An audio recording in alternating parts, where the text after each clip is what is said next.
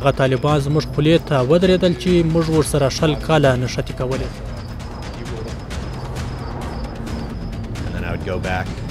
دا راته سخته تمامه شوه چې طالبان راغلل او خپل منځو کې وویل خپله د ټاور نه غږ پې وکړه او مرمۍ مې پورته تېره کړه. نو دا شپه د هغوی لپاره ډېره سخته تمامه شوې.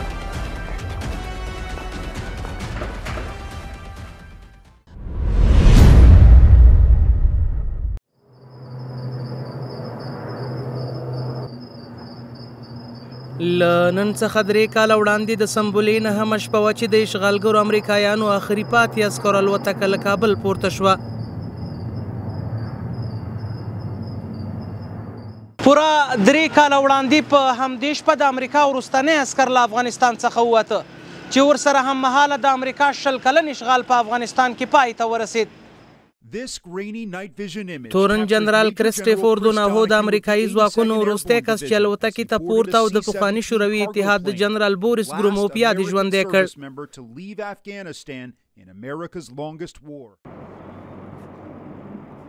کابل هوایي ډګر کې افغان مجاهدین له امریکایي سرتیرو سره سترګه په سترګه وه. دا تاریخي شیبې وې د نړیوال زبرځواک مجهزو په پرمختللو وسلو سمبال پوځیان چې پخوا یې د ټول هیواد په فضا او ځمکه واک چلولو، خو نن د یو مجاهد اشارې ته ګوري. یو هلیکوپټر غوښته چې دوی خراب کړي چې ما خپله د ټاور نه غږ پې وکړه او مرمۍ مې پورته تېره کړه او هغه ترجمان چې کوم موږ سره تړاو لرل هغه ته مې غږ وکړه چې بیا دې تیارې ته ورنږدې سو ولمم. د مجاهدینو قوي مورال کابل هوایي ډګر کې میشت امریکایي عسکر هم ورخطا کړي وه. دوی ویلي دا ورته د حیرانتیا وړ وه چې کلونه یې د طالبانو پر ضد جګړه وکړه خو یو وخت یې سر ته ودرېدل.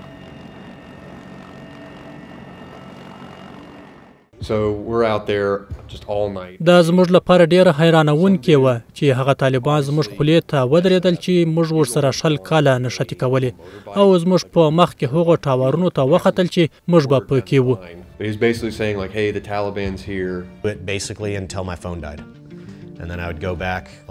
دا راته سخته تمامه شوه چې طالبان راغلل او خپل منځو کې وویل له الوتکو او نورو تجهیزاتو سره ډېر احتیاط کوئ چې دا بیت المال دی.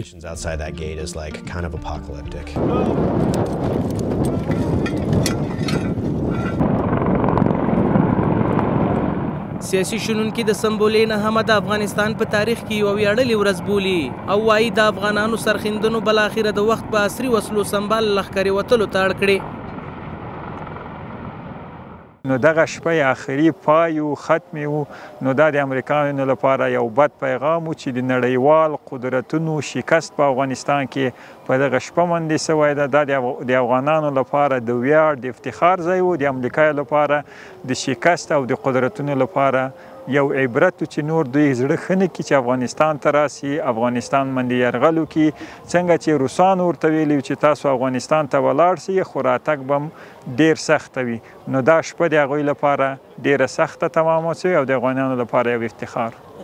فرار نیمه شب امریکایی ها از افغانستان نشاندهی عزیز که امریکایی ها در افغانستان شکست خود قبول کردند و بر اثر جهاد و مقاومت مردم افغانستان اونا به تسلیمی حاضر شدند و بالاخره با روسیایی افغانستان ترک کردند و روزی که یا شبی که اونا افغانستان ترک کردند در تاریخ زرین افغانستان به نام روز آزادی ثبت گردید و این روز همیشه در خاطرات زرین مردم افغانستان به خط طلایی نوشته خواهد بود.